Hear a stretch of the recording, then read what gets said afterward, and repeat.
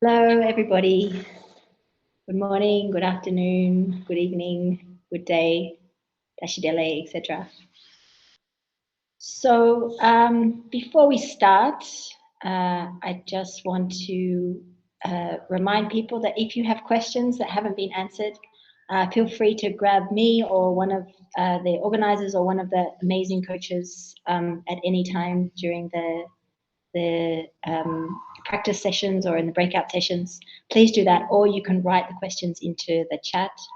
I think there's lots of questions and we're trying to get to them all, but it's sometimes logistically a little bit tricky.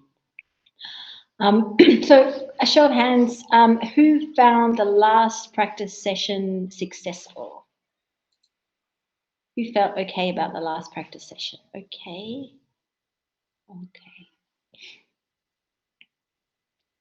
That's great. Some people did. And honestly, who is feeling, you can put your hands down, who is feeling a bit overwhelmed or confused? Who is mired in confusion? Awesome. Great. Okay, so if you are mired in confusion, please do not panic. This is not easy stuff. And it does take a while. I know for me anyway, it took me a really, really long time for it to click in. So if you're still like, I mean, this is only day number 2. So if you're still like, or day number 3 now, but you know, that's not a lot of time and we're giving you a lot of information in a short amount of time. So please, if you feel overwhelmed, that's totally cool. Just like step by step, yeah. The other thing I wanted to mention is Geshe-la asked me to say that last time in our debate, he made a mistake with the English. So he was saying, sometimes he was saying reason not true, and what he meant to say was why. So I was giving a thesis, and remember to a thesis we say either accept or why. So I just wanted to point that out because some people were getting a bit confused about that, and that was just an English sort of oversight, yeah? So the answers to a thesis, you've got 2 choices. You've got everybody, I accept, or why. Great, I'm going to assume that everybody said that. So I think that's everything. So let's get started. I will share my screen and maybe Pooja will be able to join me on stage and we'll do some demonstrations.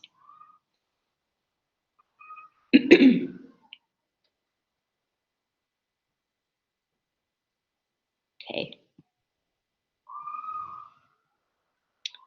Right, so just for the record also, I will be sending these out in white color. So if you guys want to print them, you're most welcome to print them. I realized that the dramatic effect of the black might be a little bit impractical for those who want to print out these slides. So what are we doing now? Okay, continuing the debate. How to keep a debate going. So by way of review, just a few things that we've covered already to sort of make sure that you guys are really on board with what we've done so far. We've talked about what a good reason is. So remember, a good reason has 2 requirements. One is that the subject is or has the reason, and the other one is if something is or has the reason, then it necessarily is or has the predicate. So at the risk of belaboring the point, I'm going to go over it again. So if anybody's feeling bored, I apologize, but this is super, super important. So remember, subject, predicate, reason. The requirements of a good syllogism is that the subject is or has the reason, and that anything that is or has the reason is necessarily the predicate, right? Necessarily is or has the predicate. So in the example that we gave before, flower is a form because it is a shape. There are 2 requirements. One is that flower is a shape, and the other one is that anything that is a shape is necessarily a form, right? So if you can get that solid, then you are laughing. Then everything else will kind of fall into place.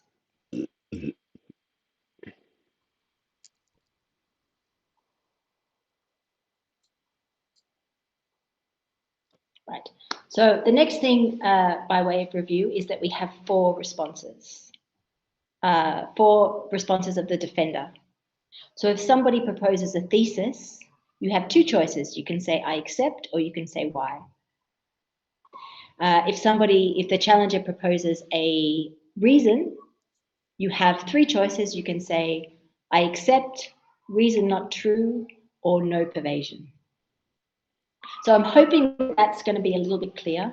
I will ask you in a moment if any of this stuff is unclear, just to get a sense of how everybody is with it.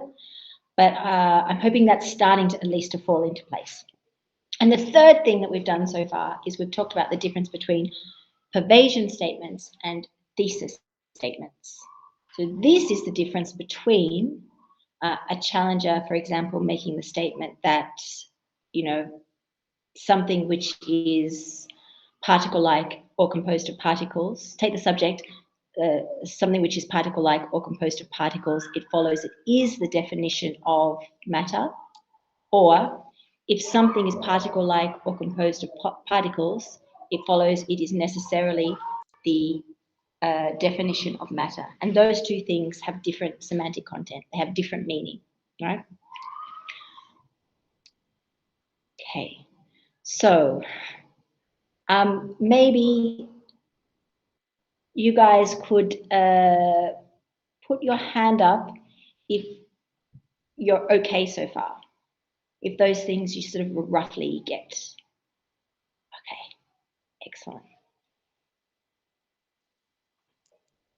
Okay, great.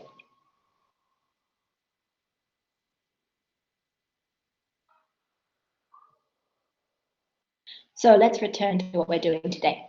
Then, we have seen how to start a debate and the 4 basic responses. But many students get stuck after the initial syllogism has been posited and the reason has been accepted or rejected. Of course, the best way to learn what to do next is through practice, through observing others and through reading sample debates. But here are some suggestions for how to keep a debate going.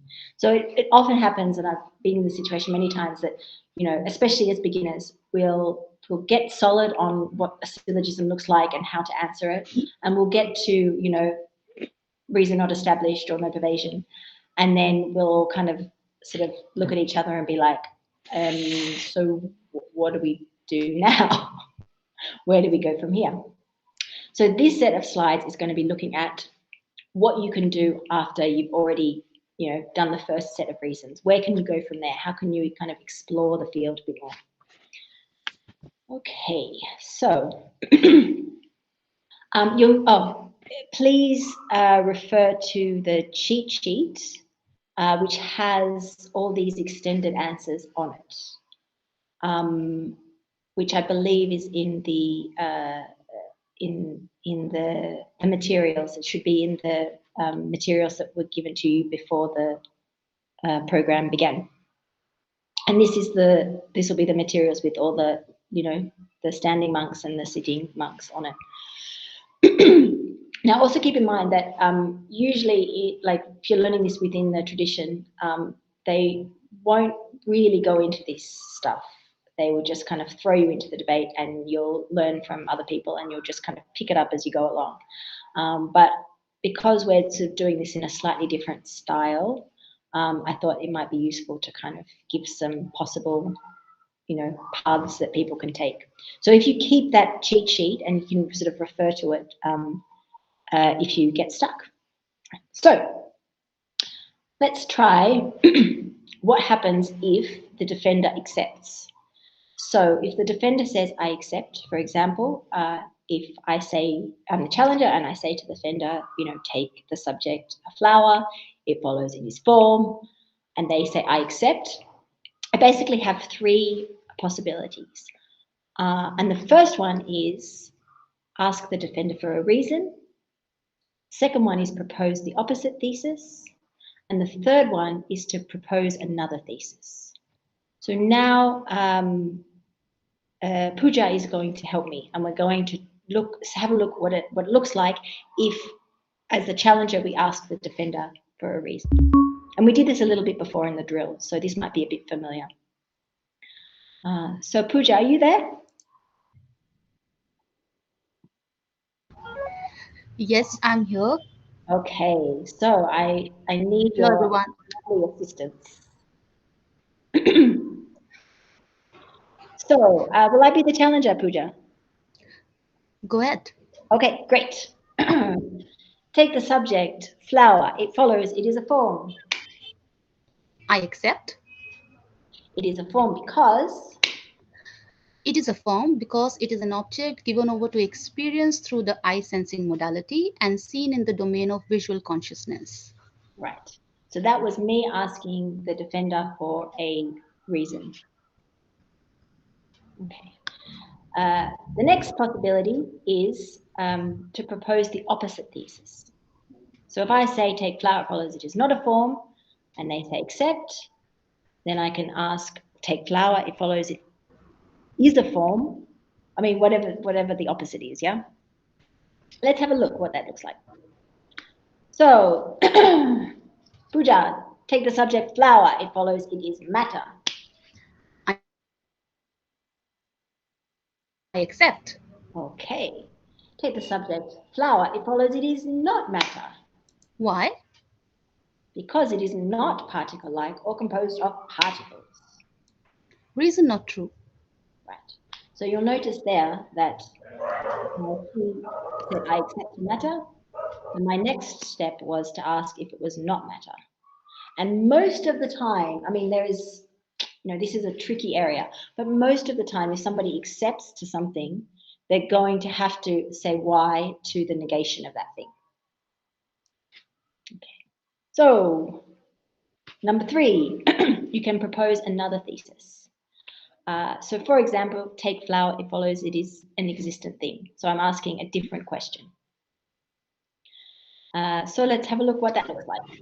Take the subject, flower, it follows it is external matter. I accept. Take the subject form, it follows it is external matter. I accept. So, uh, are there any questions about this? Does this, any questions? No. Okay, great. So I'm going to assume that that makes some sense, at least to most of us. So that's what you can do if they say, I accept. If they say why, and we've seen this a little bit before as well, the challenger will most often give a reason. So here, little Miss Defender says, why? Up here. And then most of the time, they will give the challenger will respond with a reason. And the reason can be a definition of the predicate. For example, take the subject flower, it follows it is form because it is object given over to experience through the eye sensing modality, etc., etc., etc., our definition of form. A reason can be an equivalent of the predicate, which means you would say take the subject flower, it follows it is form because it is something seen. And we're going to look at what an equivalent is tomorrow. But in the meantime, let me ask you, do you think that a form and something seen is equivalent? Do you think that they are pointing out the same thing in the world? One person says yes. Okay. That's okay. We will look more at this tomorrow, yeah? Okay, great. Excellent. So basically the question I'm asking is, do you think that everything that is something seen is necessarily form, and do you think that everything that is form is necessarily that something's seen? Okay, a few responses. Excellent. Okay. So I think I may not have had the screen share on there, but we will put it on now. Pooja, can you tell me, is the screen share on? Yes, yes, Joe. Excellent. So most often the challenger will give a reason. It can be a definition of the predicate. We looked at that. It can be an equivalent of the predicate. We've looked at that. It can be a category of the predicate. So this is the one we're using here. We're saying flower is a form because it is a shape. That's the one we're primarily using in my example. Or it can be an example of the predicate. So flower is a form because it is a plant. So a plant is like one kind of, like an example of form. So let's have a look, with Pooja's help, let's have a look what that would look like. Pooja, take the subject flower. It follows it is a form. Why? It follows it is a form because it is an object given over to experience through the eye sensing modality and seen in the domain of visual consciousness. I accept. Great. So this is the one we've been doing so far, and so that should be a little bit familiar. Another option that the challenger has is to propose the opposite thesis. The opposite thesis. So remember that if the defender has accepted something and you give the opposite thesis, they should then say why to that. In the same way, if the defender says why to something and then you give the opposite thesis, they should accept to that. Right. So that would look like this. Take the subject flower. It follows it is a form. Why? Take the subject flower. It follows it is not a form. I accept. Great. Okay. So this is what we've done really so far. I'm sorry to keep asking you guys, but I would like to I like to sort of know if I'm just like, speaking into the abyss and I'm not making any sense, or if people are getting it. So can you give me a show of hands if you are on board so far? Oh, that fills my heart with joy. Okay, great. Thank you so much. Okay, so remember the two options that we have once the challenger has given a reason, we have we have three options, yeah, but we've already looked at I accept. So now we're going to look at what to say if the defender responds with reason not true, and we're going to look at what to say if the defender responds with no pervasion.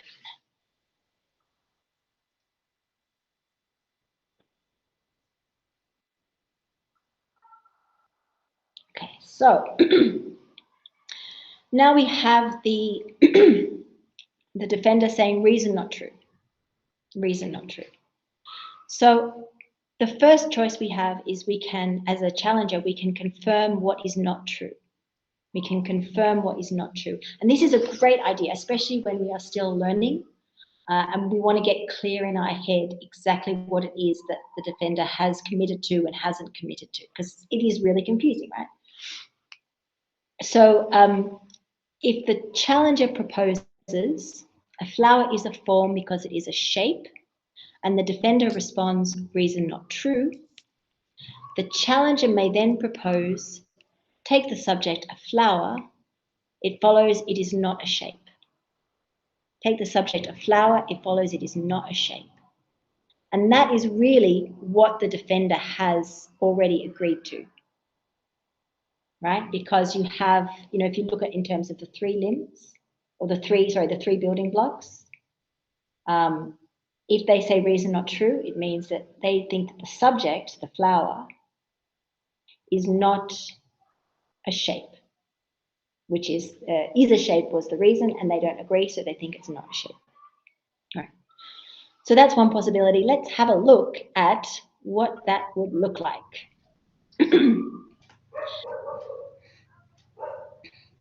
Take the subject flower, it follows it is form.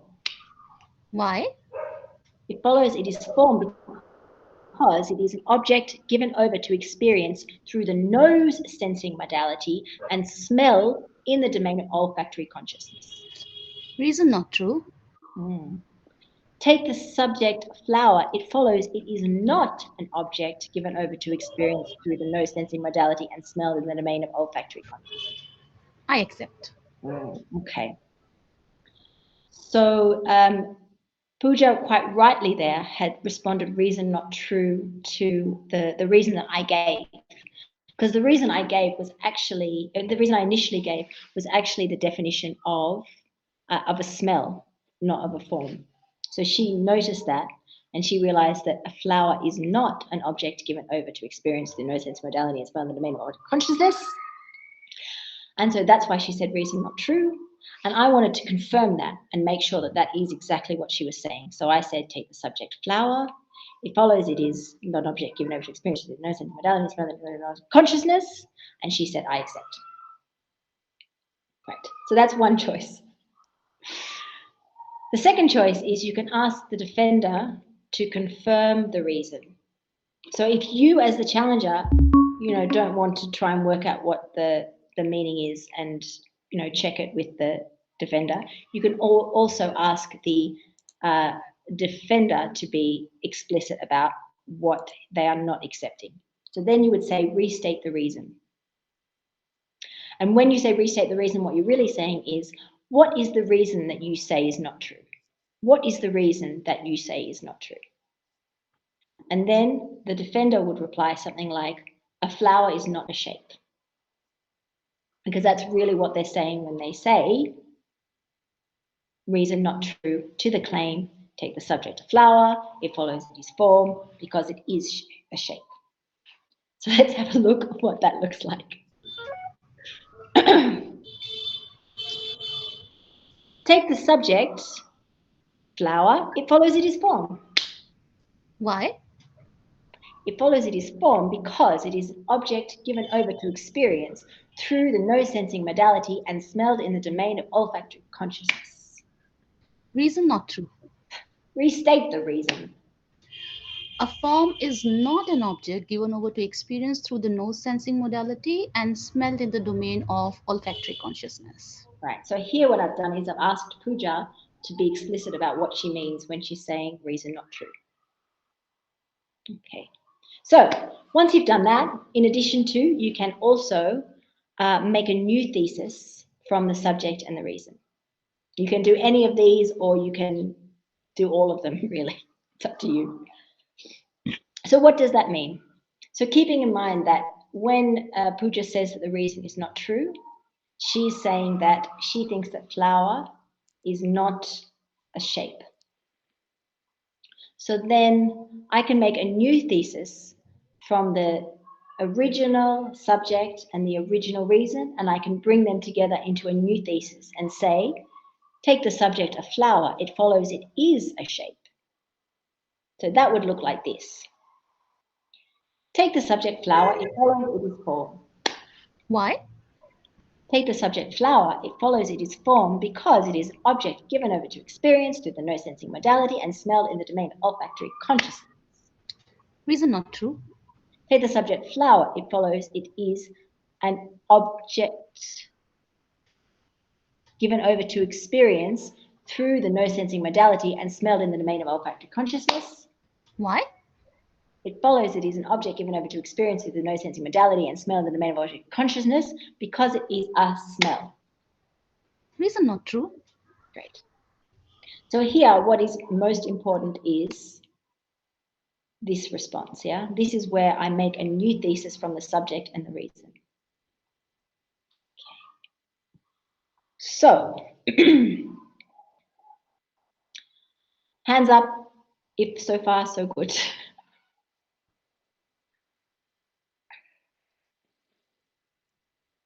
Okay. Great, okay. Some people so far so good. Excellent.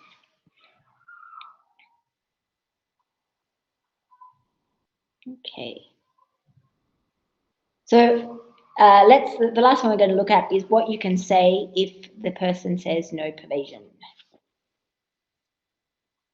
And also, please, guys, keep in mind that there are all sorts of people with all sorts of backgrounds in this stuff during this course.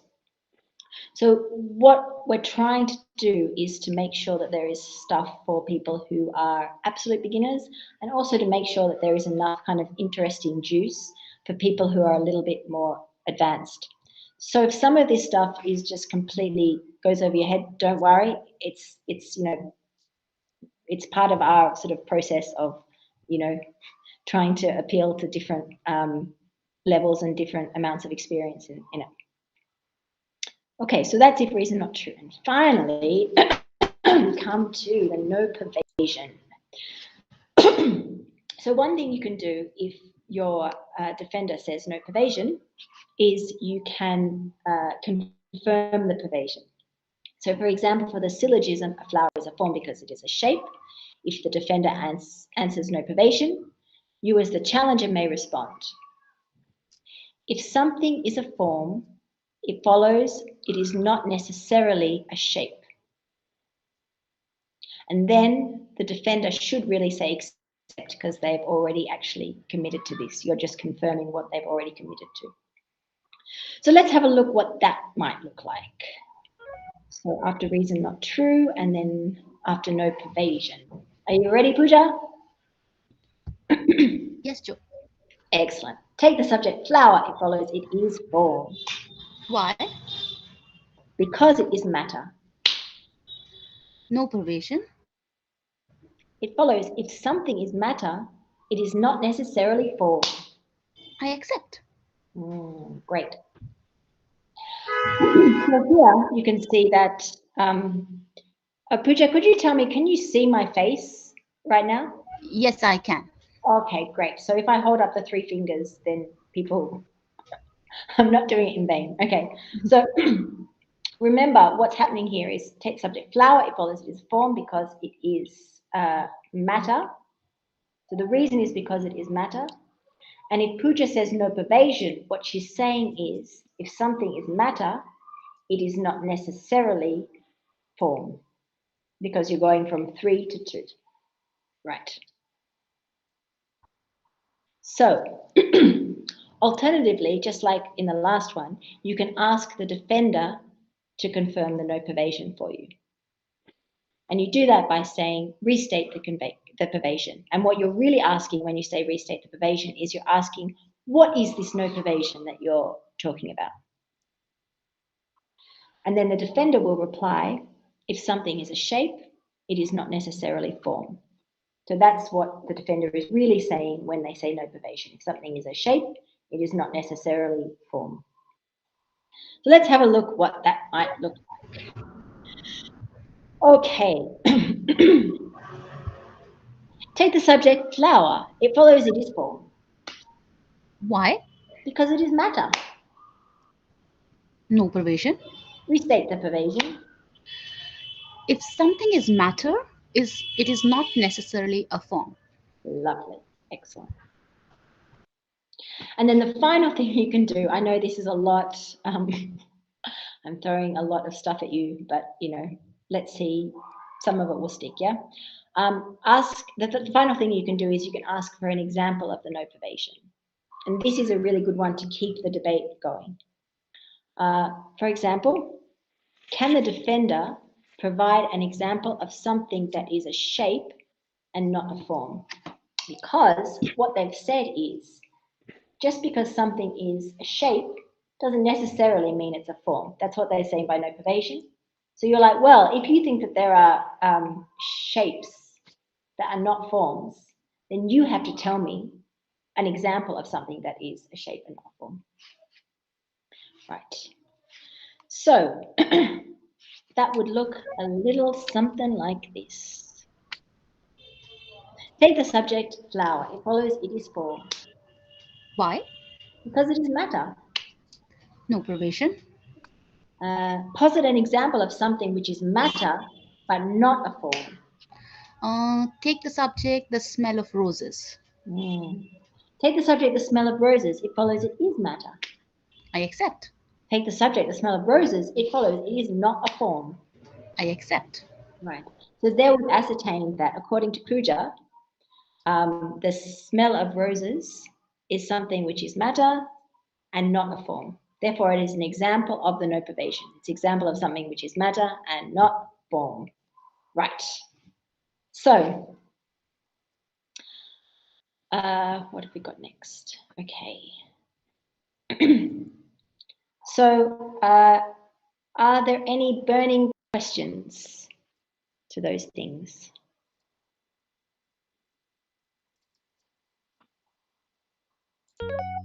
Joe, Great. may I chime in Excellent. with one quick comment? Yes, please. Okay, thank you. So just to re-emphasize what Joe is saying about how this is a lot of content to kind of come when, you know, most of us maybe don't have that much experience debating yet. So, but now you have these worksheets with all these different possible avenues that your debate can go in listed out clearly. So as you continue to get more experience debating and then you go, wait, so what do I do now? You can go and reference this sheet. You can also watch, you know, there's some video recordings on the website of example debates. You can see how these different possibilities actually are used in those examples of debate.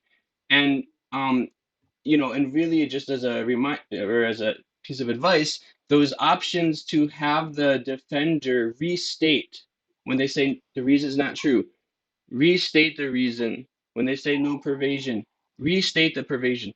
That is so extremely helpful because then you know that you're on the same page. There's a lot of words that go back and forth in a debate, and it's easy to lose track when someone says no pervasion, no pervasion. Like, wait a minute, what did I even say is the statement of pervasion? I don't even remember. If you're the challenger, you might literally forget. So it's very important to restate this. Okay, that's all I wanted to yeah. Okay, thank you. Absolutely, totally true. And it still happens to, you know, it still happens after a long time of debating that you'll make mistakes and you'll forget to keep track of exactly what the person had said. So he's absolutely right. Confirm it, you know, if you need to confirm it several times, that's also okay. Better to do that than to, you know, think that they've said something that they haven't said. So there are a couple of quick questions, So maybe who haven't we asked? Anne, I don't think that you have asked anything. Would you like to come to the stage and ask? Or anybody with their hands up that would like to come to the stage, you're most welcome. Great. Hi, Farina. Is it pronounced Farina?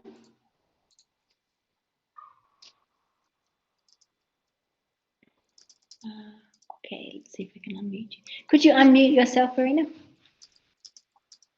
I totally forgot about this one. So hello, everybody. I'm very happy to do this with you. So thank you for everyone involved. Oh, sorry. Could you start again? I think you were muted for some reason. Sorry. It's all good now. You can hear me? Yeah.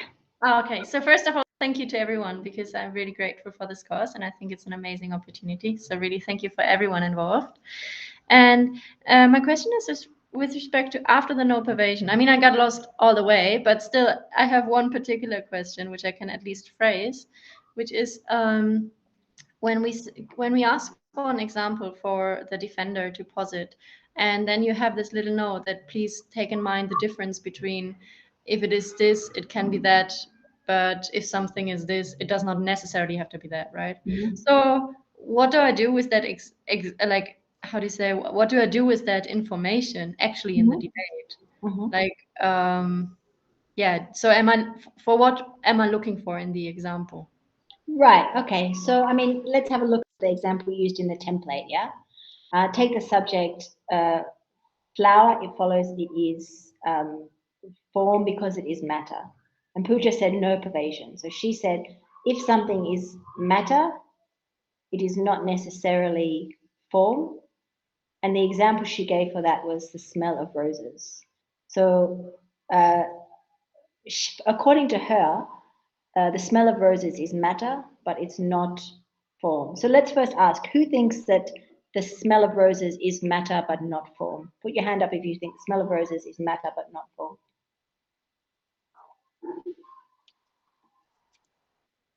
Okay, great. Okay, so once we know that, then we can, I mean, let's think, how could we use that?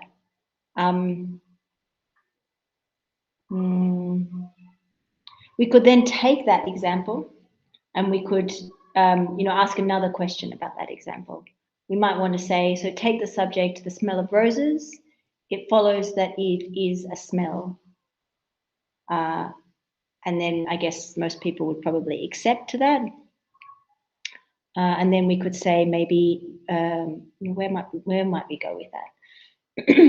Take the subject, the smell of roses. It follows, it does not have a shape.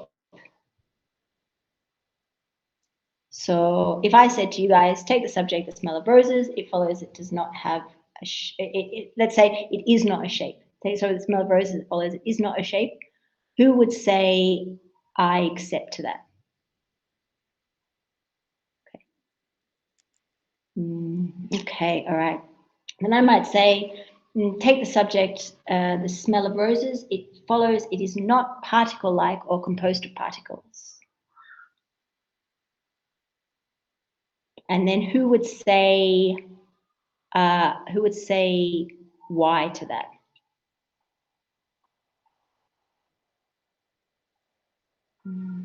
And I would say it is not particle-like or composed of particles because it doesn't have shape.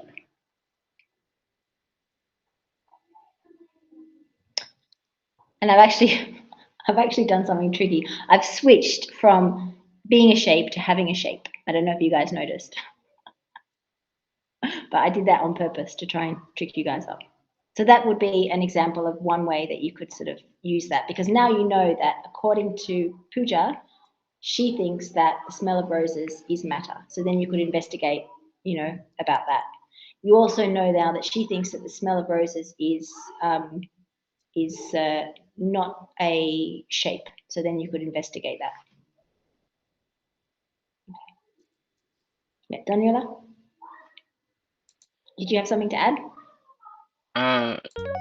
Sure, and right, so that's an excellent example, where you could take the debate, and basically it's so dynamic and depends on what you as a challenger, are interested to find out or investigate. So sometimes you actually believe that there is a pervasion somewhere. So you say that take the subject, the smell of roses, it follows it's a form because it's matter. You really think there is a pervasion between matter and form. Of course, if you're used to the standard ontology, the standard, outline in this like that we're using, the standard one actually has it such that form is equivalent to matter, right? So we've adjusted that a little bit. So maybe you're sitting there going, wait a minute, everything that is matter is necessarily form, so then you actually believe that. So you would then push it, right? You would take, the subject that the defender has posited as the example, and you would say, no, it is form, and you would say everything that's matter is form, and you would try and, push it because you'd say they're equivalent until you get them to say, oh, no, they're not actually equivalent because the definition of form is such and such, the definition of matter is such and such, and then you'd eventually come to either, agree or just keep pushing it until, you couldn't anymore. So it's just sort of like you either hear the example and you go, oh yeah, I guess they're right, and you as the challenger let go of your, insistence that there's a pervasion, or you push it and you try to keep investigating and probing further to try and see, okay, what's really your reason for thinking that the smell of roses is not form, and see if that, the defender has a valid reason for that or not.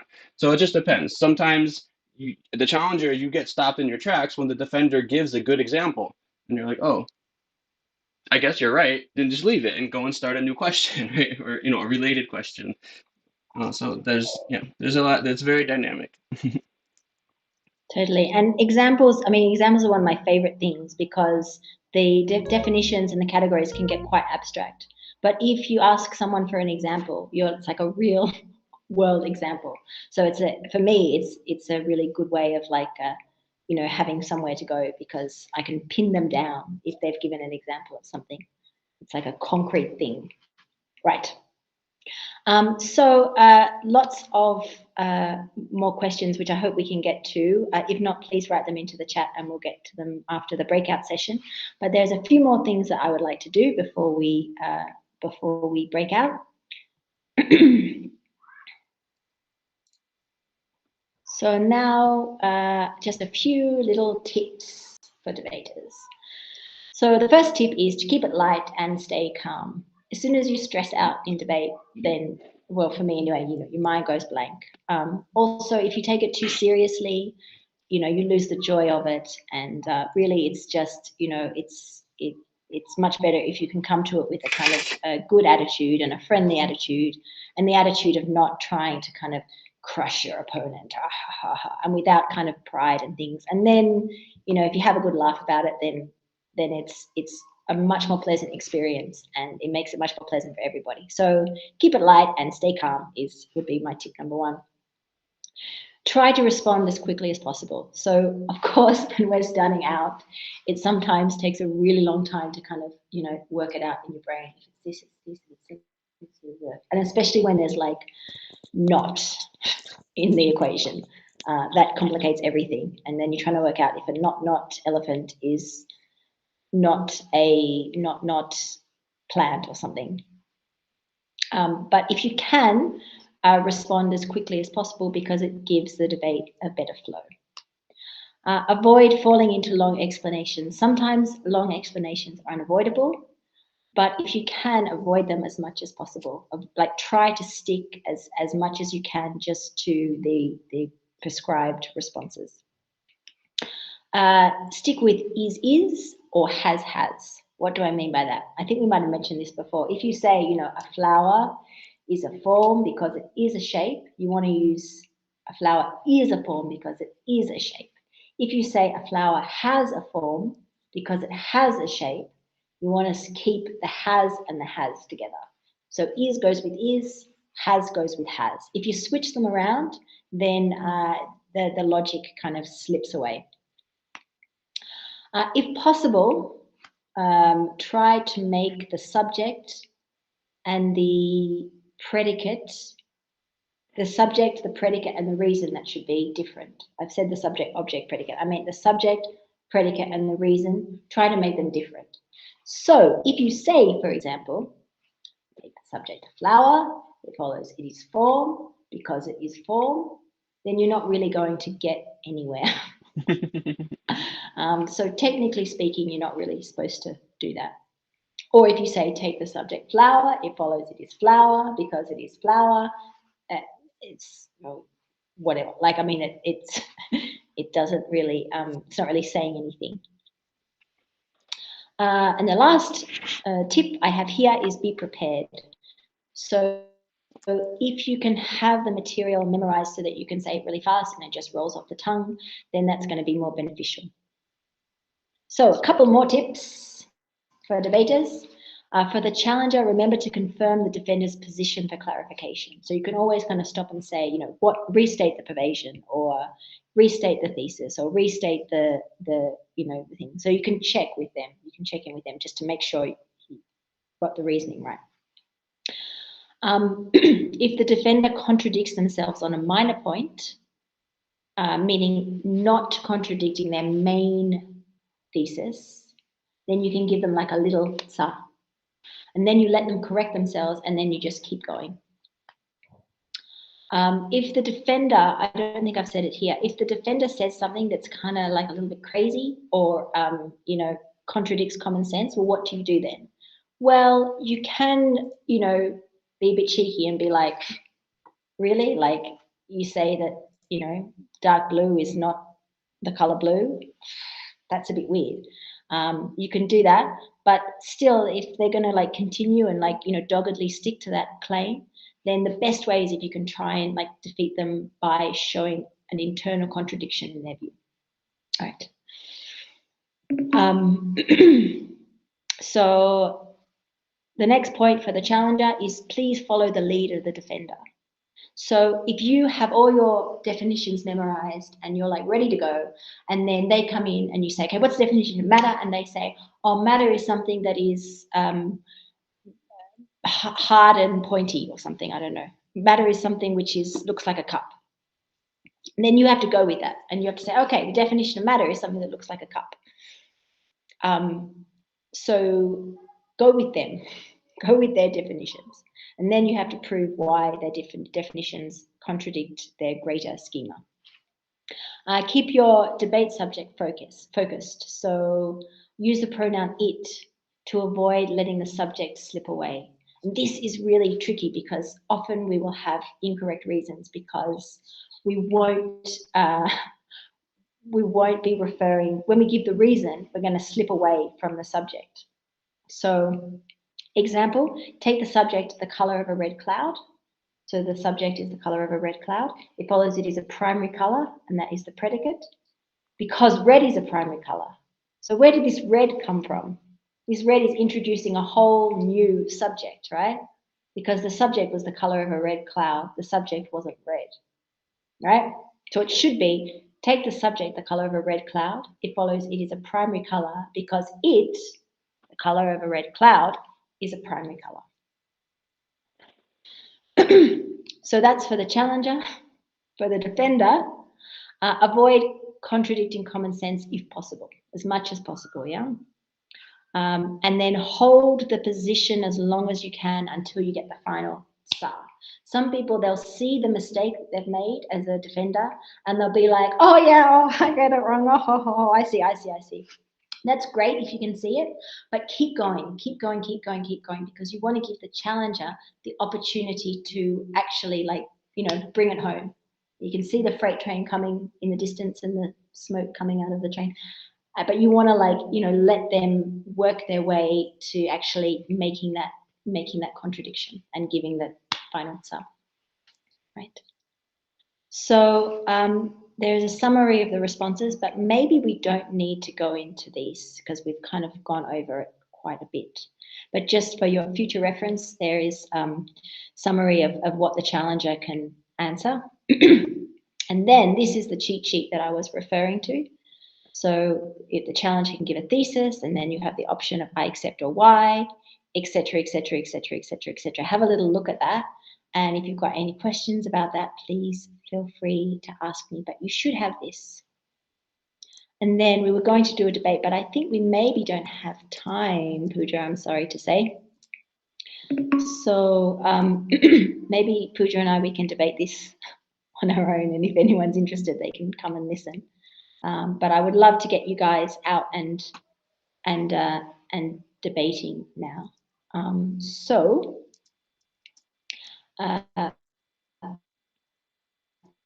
Finally, what I would like to do is go through the drills that I have for today.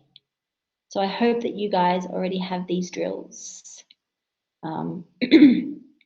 But it would be drill 3.1, a day 3.1, drill 1,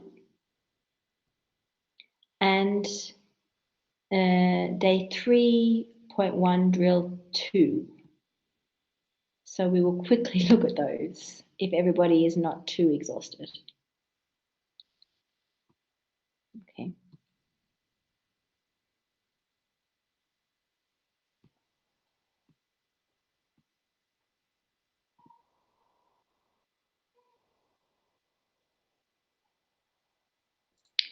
Okay, forgive me. Please have patience with me.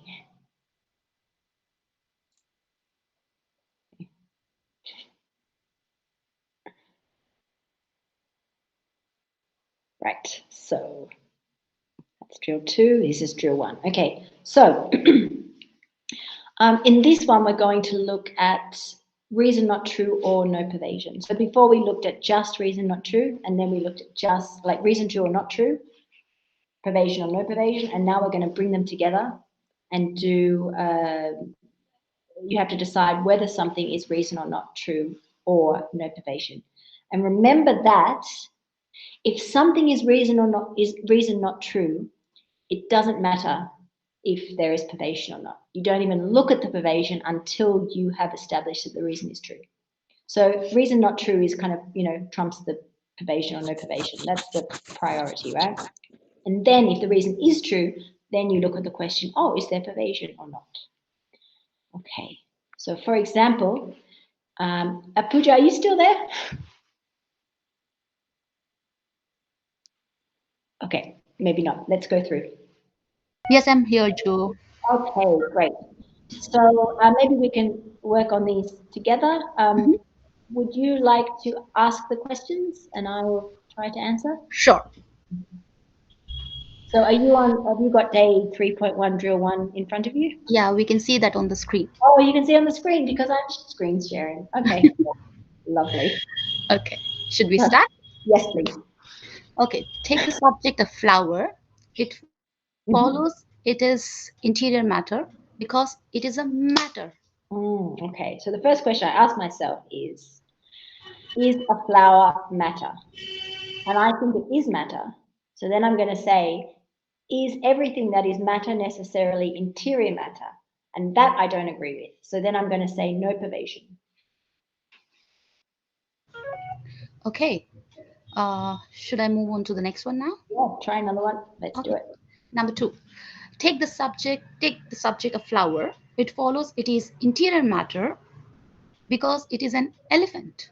So the first thing I ask is a flower an elephant?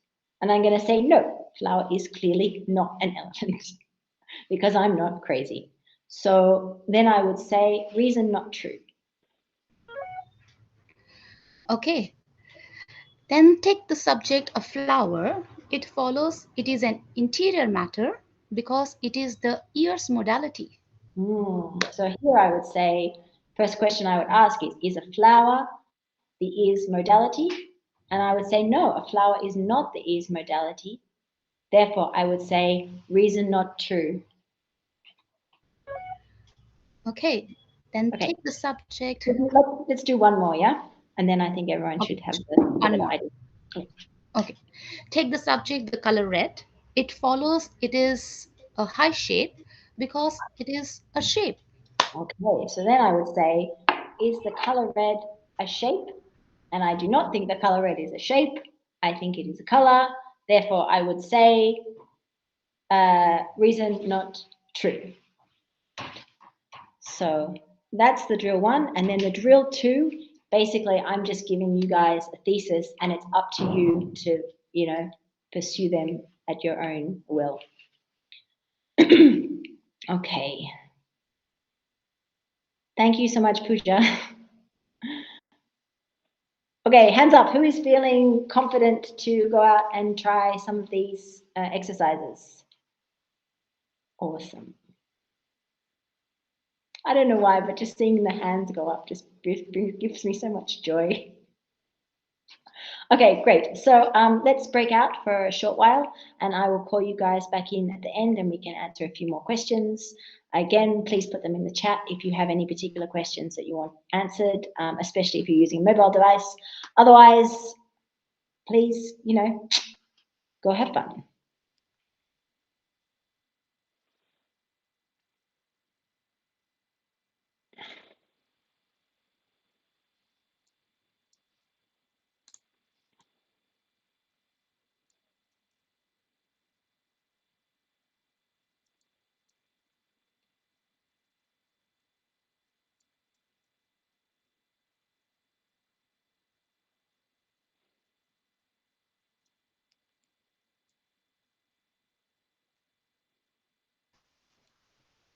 Hi. Hi.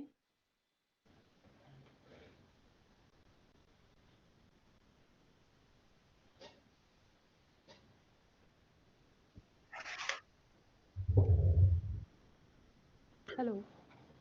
Hello.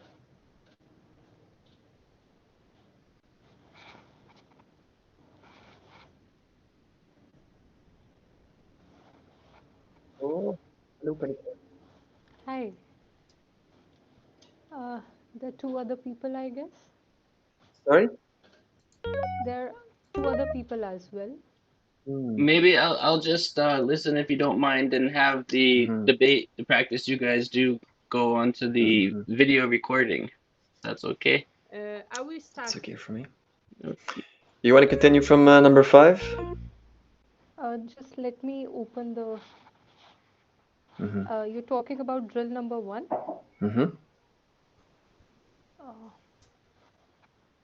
Just a second.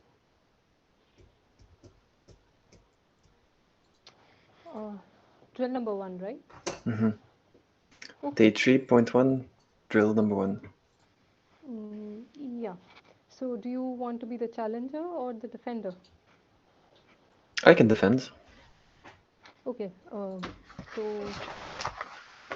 I'll begin with the 5th.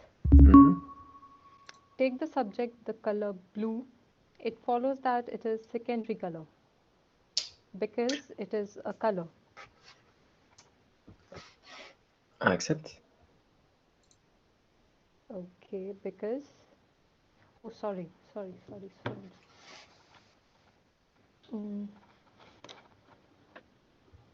Because the color blue is a secondary color. So, and every secondary color is a color. okay. Or is it primary color? So, in this it's primary color. So can you just recapitulate like what we have to do in this exercise? So we state the thesis and the reason, and then I have to question, I guess, whether the exterior, whether the reason is true. So whether the reason and the subject are in accordance, and then if I think the reason is true, I have to question whether I think whether there's pervasion, so whether the reason and the predicate are inconvenient or are in accordance. And if I think both are true, then I just accept. Okay. So the 6th one, take the subject, the color red. It follows that it is secondary color because it is a shape. So I ask myself, do shape and color red are in accordance? And I disagree, so I will say reason not true. Okay. Can you restate the reason? The color red is shape. Is not a shape. Yeah, it's confusing. We say restate the reason, but really you're negating the reason. So you would say the color red is not shape. Yeah. Okay. It's really restate the negated reason. The reason why say the reason not true. Yeah, and so when she says restate the reason, you just say the color red is not shape. I reposit it as I see it fit. Okay, so the color red is not shape. Okay, take the subject, the color red. It follows that it is not a shape because it is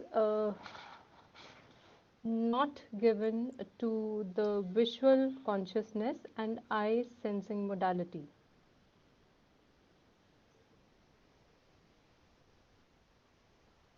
I'll repeat. No, it's okay. Okay.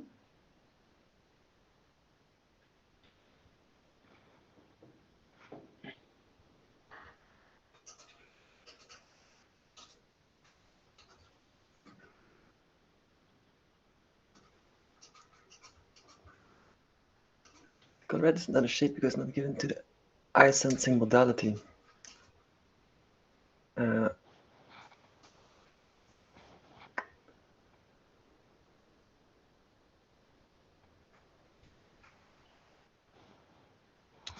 lost. I can repeat the phrase, but I do not know the color red. It follows it is not a shape because it is not visible to the eye sensing modality. I don't know where to go from here. Well, so this particular exercise, you can just keep it just with that one answer and then move on to the next one. If you want to, continue a debate a little bit, then it gets a little bit trickier to see. But maybe just go through at first the exercises that are listed and just give the one answer, either the reason's not true or no pervasion, and then you can kind of hone in on one closely and try and continue to debate it. What were you just trying to prove about it, Kanika? That the color red is a shape, or that the color red is not a shape? Because Robin accepted that it's not a shape, right? When he said the reason's not true. So you wanted to prove that it is a shape? No, I don't think so. Okay. So if you agree with him, you don't need to give any other reason to prove it. Yeah, because you just say, "Oh, you're right." Okay. Okay, so if I accept, if I accept that the color red is not a shape, so I don't take it any further from there, right? Right, because then you're not debating anything. Then you're on the same team. Okay. So I get it now. Thank you so much. So let's go to the next one. Take the subject, the taste of chocolate. It follows that it is a bitter taste because it is a color. Reason not true. Okay. Can you restate the reason? The taste of chocolate is a color. The taste of chocolate is not a color. Okay. Take the subject, the taste of chocolate. It follows that it is a bitter taste because it is a taste. No pervasion. Can you restate the pervasion? Not every taste is a bitter taste. Okay. Okay. Take the subject. Yeah. You want to switch? Yeah, sure. Take the subject D. Take the subject, the taste of chocolate. It follows it is a bitter taste because it is exterior matter.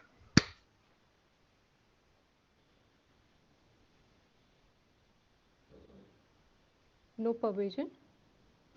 Can you restate the pervasion? Okay. It follows that if something is an exterior matter, it is not necessarily a bitter taste.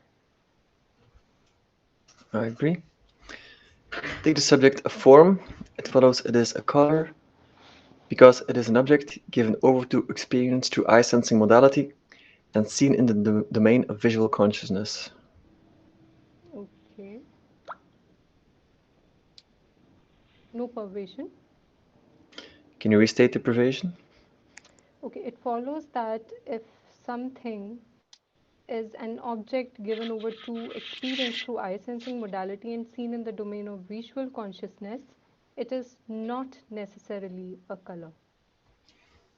I agree. Okay. Sound. No, there is no pervasion.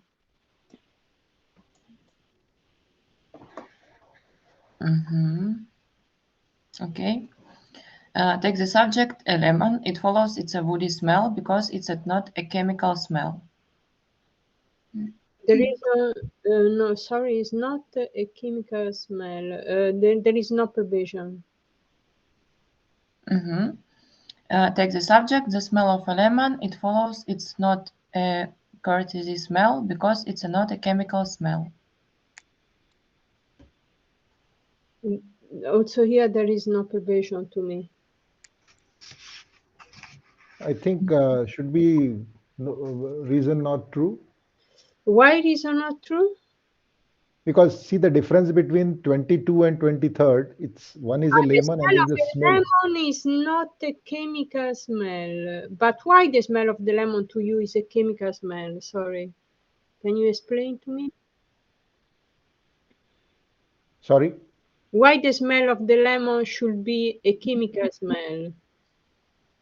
It says because it is not a chemical smell. Exactly. So the reason could be true. Okay. Yeah. So reason not true is not correct. Yeah, I got you. Yeah. Okay.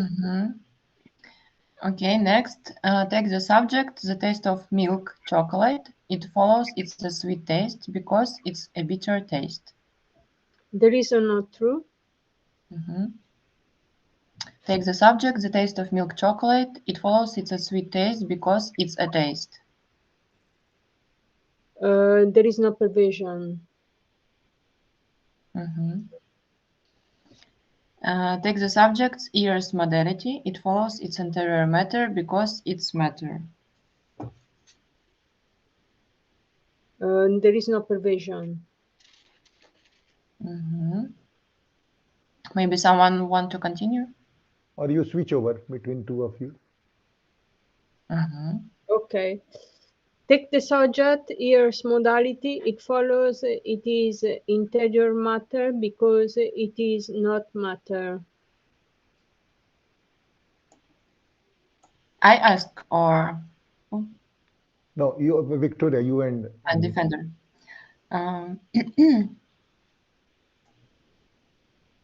There is a not true. Okay. Take the subject, ears modality. It follows it is interior matter because it's a minty smell. There is a not true. Take the subject, ears modality. It follows it is interior matter because it is not exterior matter. There is a not true. I'm sorry. No pervasion. No pervasion. Take the subject, ears modality. It follows it is interior matter because it is something composed of particle or established with particle like nature. I think there is a not true.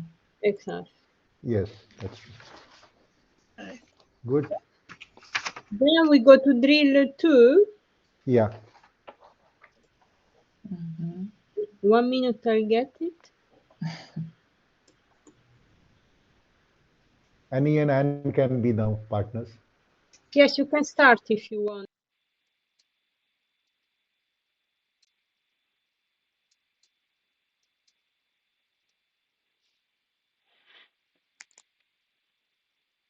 I'm back. What is it? You're gonna run away? Yes. Okay. In this debate. Why? Because it is terribly, terribly, ununderstandably hard. Oh no, you should keep trying. I think it's yeah, a bit confusing, but as you practice more, it gets easier. Do you want any Please don't assistance run with away. anything? Is there anything? Hello. Is there anything that you would like a little bit of guidance to walk through something or go through something a little more slowly? Yeah, we had two ones where we got a little bit confused. Right. So there was one where it says take the subject a form. It follows it is a color because it is something reasonably described as a hue. So this is reason not true, right? Because a form is not like something reasonably described as a hue. But if it was the other way around, it would be reason is true. That's correct. Is that correct? Yeah. Okay. Yeah, that's only the questions I had. Okay. Kanakla, do you have any questions? No, I don't. Okay. I think she was just finding a little bit difficult to follow. Okay, no, right. But how about it is difficult, and again, this is the way this practice has been done for the past 1,000 years has been, like 4 hours per day, nonstop, and it still takes people several weeks to start to get this, the average student, So don't worry, it's difficult, and this is a crash course so that you just get the basic idea. But we encourage everyone to keep going because it's not really feasible to completely get the skills in 5 days. So that's totally normal and expected. But is there something does the drill, is that itself also confusing? The drills that you're working through now? Well, no, not really. I mean, the stuff that, that's the stuff that makes me realize that I'm confused about other stuff. Okay, in the cool. drill. Okay. Well, why don't you, if you have a question, that would be I'm sure there's other people who have the same confusion, so you could raise it up when we go back. If you're interested, if you want to raise a question, but just keep working through it and just try your best. It's not like you need to get a right answer. In fact, there often are no right answers ultimately anyway. You're Okay. kind of mirroring like she told me, keep going, Kanak. Oh, good. Keep Thank you, trying. Lecto. Okay, well, you guys have at it then. In that connection. Right. Good morning, Losong. Good morning, Melinda and Dan. Yo, how's everybody? Is Dia also present? Yes. You know, there's another couple who's like joining the chorus from Bali. Yeah, did you meet them? Really? Really? No. Yeah. Kate and Dominique. From Bali? Well, they're in Bali. They're Russian, I think. There's But Dia, Losong. You can say hi. hello. You're How are wearing you? tie-dye today. They are both wearing tie. Deanna's wearing ice dye. Good. All right. Sorry to interrupt. Yes, go on. Yeah. Okay, so are we at 20? Yeah, let's go with 20. Take the subject, the shape of an oak tree. It follows it is unintelligible sounds because it is sounds. So that one's easy. Reason not true. Right. Take the subject, the shape of an oak tree. It follows it is unintelligible sounds because it is not intelligible sounds.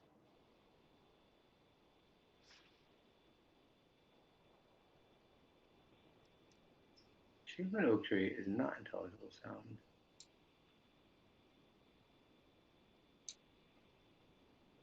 The reason is true. Oh, right? that's The shape right. of an oak tree is not intelligible sound. I forgot. The negatives are confusing me. Not intelligible sound is unintelligible sound. So I accept. Well, I might be why? wrong, but I accept. Well, Why? I Because disagree with you. the shape of an oak tree. Why? Okay, I accept because the shape of an oak tree is not intelligible sound, and the shape of an oak and unintelligible sound is not, and are all not intelligible sounds. Oh, this is the negation thing. It's a shape. Are all not intelligible sounds unintelligible sounds? Are all It's not saying intelligible not sounds intelligible sounds. It's saying necessarily. It's something things which are not intelligible sounds, really. It is a not intelligible sound? Well, when you say a not intelligible sound, it's as though you're it's not saying a sound. It's saying if something is not sound, an it's saying it intelligible is sound. a not intelligible sound. Right, a in thing English which is not a thing which is not an intelligible sound. Something which is not an intelligible sound. Yeah. When you say a not intelligible sound, it sounds like you're saying a sound, right? No, I mean the shape of an oak tree is a thing which is a thing other than an unintelligible sound. Yes. I mean, the basic point though is that it's a shape, not a sound, and that's why reason's not true. Is that the thing? No, I don't think it is. Is that the reason, right answer or whatever? Isn't it no pervasion? It's what is it again? It's not an intelligible sound. No it's an pervasion unintelligible because it's not an intelligible sound. Right? It follows as what number? Can you show me what number? It's number 21. Okay. It's unintelligible sound because it's not intelligible sound. So you ask yourself first, is the shape of an oak tree not intelligible sound?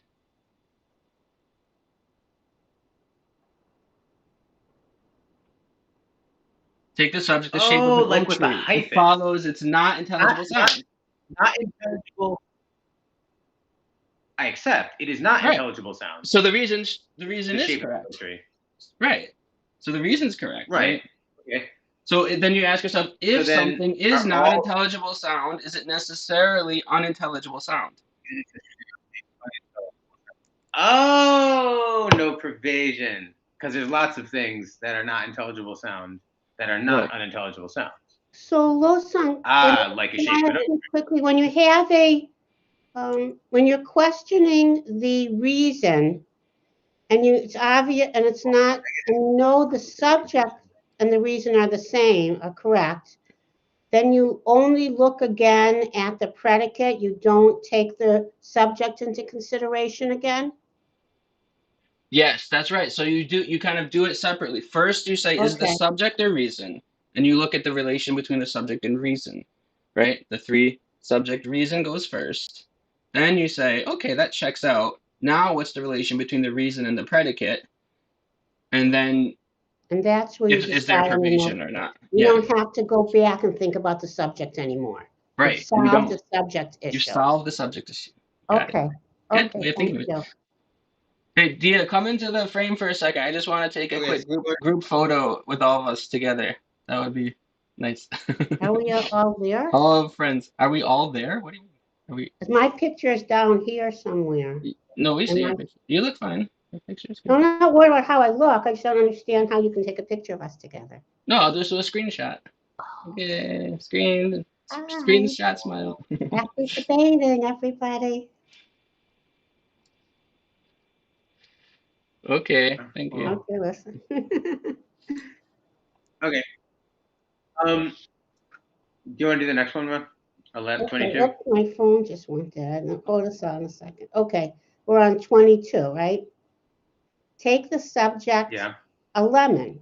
It follows it is a woody smell because it is not a chemical smell.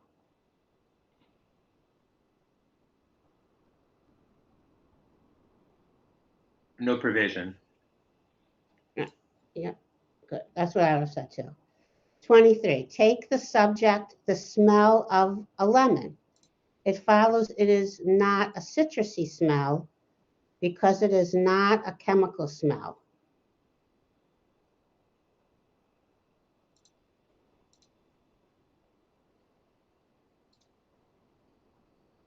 No pervasion. Okay. So take the subject. You want me to go? You want to do it? Take the subject, the taste of milk chocolate. It follows it is sweet taste because it is a bitter taste. Reason not true. You want to switch now? Okay. Take the subject, the taste of milk chocolate. It follows it is sweet taste because it is a taste.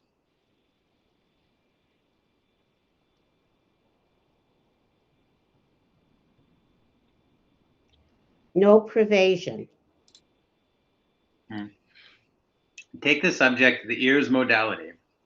It follows it is interior matter because it is matter.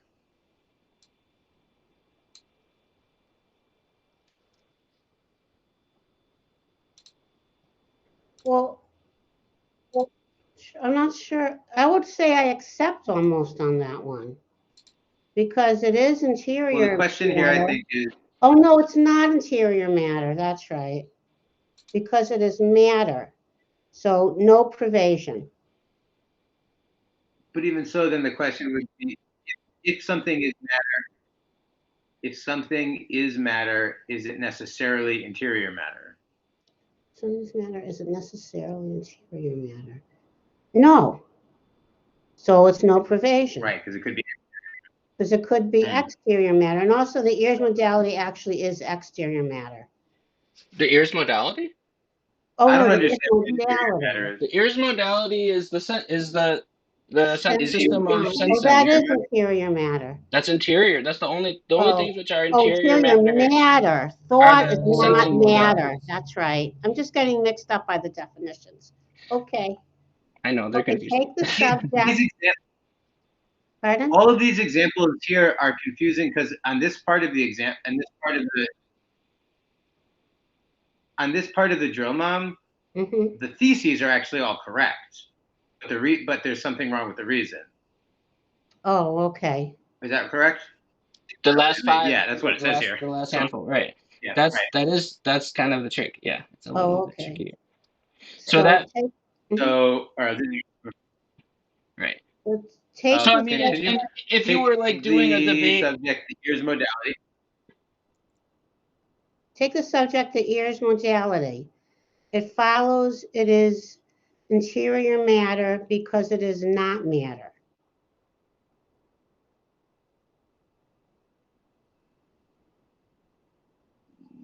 No pervasion.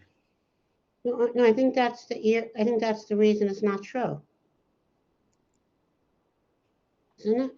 Is the ears modality matter? I thought, it is interior matter. Right. So, yeah, reason not true. Okay, got it. Okay.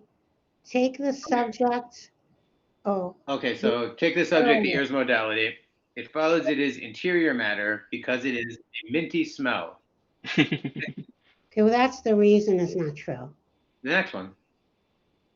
Take the subject, the ears modality. It follows, it is interior matter. I can't read this because it's of the. You guys are doing really great, by the way. I mean, just letting you know, you're really following along. So great. Take the subject's ear modality. It follows it is interior matter because it is not exterior matter.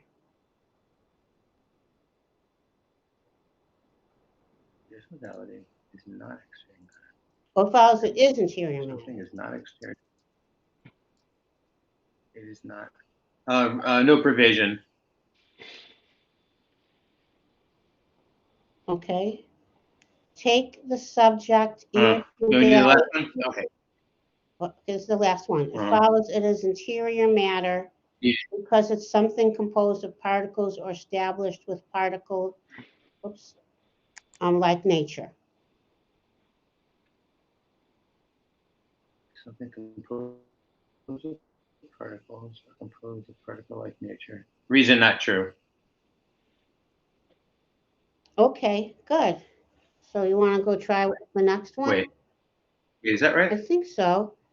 But that's the just the definition of matter again. It is interior matter. It's the definition of any matter. So then it would be no pervasion. Yeah. All matter is composed of particles or has a particle-like nature. Like nature. Okay, good. It's kind of hard when you haven't memorized all the definitions. If you would like to rejoin the group in the hall, that would be lovely. Okay, we didn't get to debate.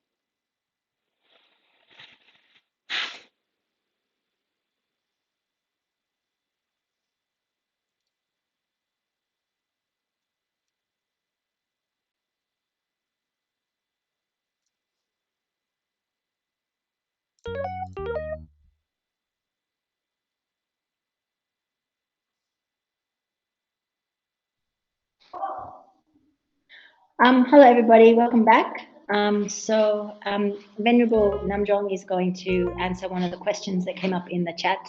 So I'm going to hand it over to him now. I think it came up a couple of times, but I think he's going to cover it. So please.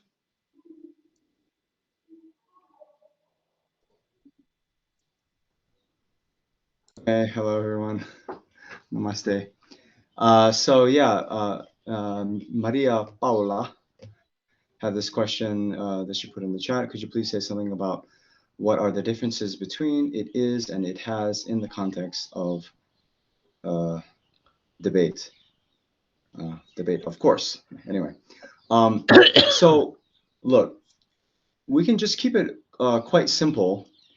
And then just first of all, think about the difference between it is and it has in normal parlance, right? So, you know, I have a book, but I am not a book, okay? So in general, those two things are different, right? Now, in different contexts, right, then what it means to have something then is a little bit can mean different things, right? So like for example, like okay, I have a teacher, okay, so that is not a possession of mine, but it is talking about a relationship between me and another person who is my teacher. I have a hand, then it's like, well, a kind of ownership of something. And this is, part of my physical continuum, right? So there's a kind of different relationship of having a hand versus having a book. Because, for example, the book can be left here on my desk, and when I leave to go somewhere else, then, this possession of mine can be in a place different from where I am. Whereas my hand would follow me kind of wherever I go, right? So it's a kind of different kind of relationship. But I think what I hear a lot of people when they're talking about these debates, okay, then there's this debate, okay, take the subject, an explosion, it follows that it is sound, okay? So then some people were kind of debating, okay, well, I can hear an explosion, right? It makes a sound, but then it could still be a question, is it a sound, right? Or like, for example, a rose, okay? A rose itself, is it a smell? Well, it has a smell, but is it a smell? A rose, here in India, we drink rose water, right? We put rose petals and flowers and whatnot, right? So it has also a taste, but is it a taste? So those things could be differentiated, right? And you could say that, for example, a rose has a taste, rose has a smell, but a rose is not a smell. Rose is not a taste. So, yeah. Does that answer your question? Maria.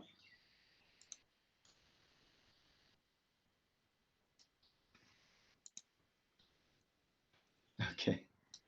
Well, that's what I have to say on the matter. Well, there's one other question, Venerable, that I was hoping maybe you could address, because it seems so important in terms of really because the questions have come up a lot about how does debate really relate with, real life or daily life, or, us as human beings, right? Rather than just talking about things composed of particles and forms and stuff, which in itself has relation. But anyway, but then the question was like, because you mentioned in the chat group something like how not understanding the difference between a thesis statement and a pervasion is what leads to a lot of racism and sexism and bias. So I wonder if you could say just say something a little bit about that, Venerable Namjung, just for a minute. I know we're running low on time. But that's a very, very essential point, I think. I hope you don't mind me asking. Yeah, no problem, no problem. Okay, so here again, how I was trying to describe it, right? There are categories of phenomena, and then there are particular instances of phenomena, right? So you can have a category that includes very diverse instances, okay? So without getting, let's say, so, I don't know, controversial, right? So, there's, I'm an American, right? And there's over, 300 million Americans out there, okay? So if you, for example, then, you might attribute a certain feature or attribute to the whole category, okay? Like, for example, Americans eat beef, okay? Just as an example, right? So, yeah. Then it's not necessarily the case that everyone in that category, would have that particular attribute, right? But whereas getting into, right, when we look at a lot of the kind of conflicts, a lot of people, they choose to kind of box in a certain attribute to that particular category, and then that's it. Like, it's just one kind of homogeneous factor, right? So, like, for example, the U.S. Political party, the Republicans, right? So the Republicans, they are anti-vaxxers, okay? Well, maybe a majority of them are, maybe some aren't, all this. But you can see all of this, it's a little bit lazy thinking, where we then come to, confuse, a particular attribute with the whole category, right? Then when that happens, you then have, right, whatever, homeless people are lazy, right? Homeless people are lazy, then it's like this whole, class of people are just given one attribute, okay? Or, whatever you want to say. And then when you have just put one attribute to the whole class of people, then you can make, how do you say, kind of value judgments against them.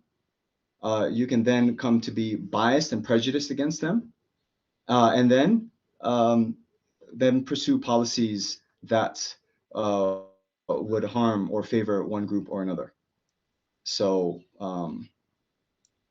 does that Thank you, make Venerable. sense? Yeah, right. So, we're kind of talking about how stereotypes and biases are, another way of saying what is the development of a stereotype. What does it mean to have a bias?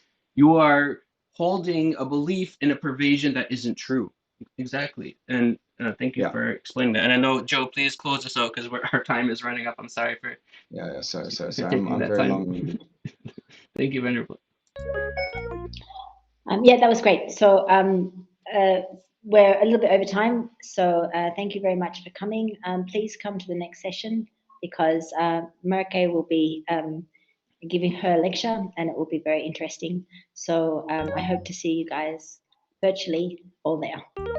Not, but right. Okay. Yes, thank you. Okay, bye. Thank you. Right, so the next lecture will be a guest. There'll be a guest presenter, Marika van Voet, who is assistant professor and a neuroscience researcher at the University of Groningen, and that will be a very interesting talk. So please make sure to be here.